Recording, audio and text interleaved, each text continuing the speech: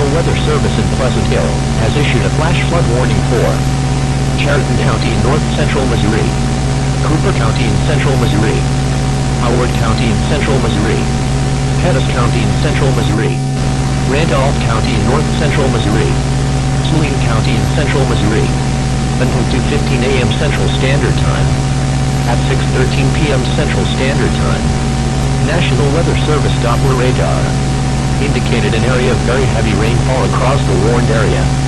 Heavy rain continues to fall across the warned area. Runoff from this excessive rainfall will cause flash flooding to occur. Some locations that will experience flooding include Boonville, Marshall, Moberly, Sedalia, Armstrong, Arawak, Beller, Blackwater, Brunswick, Fontaine, Vineville and Cairo. Be especially cautious at night when it is harder to recognize the dangers of flooding. If flash flooding is observed, act quickly. Do not enter the water. Turn around and move up to higher ground to escape floodwaters. Do not stay in areas subject to flooding when water begins rising.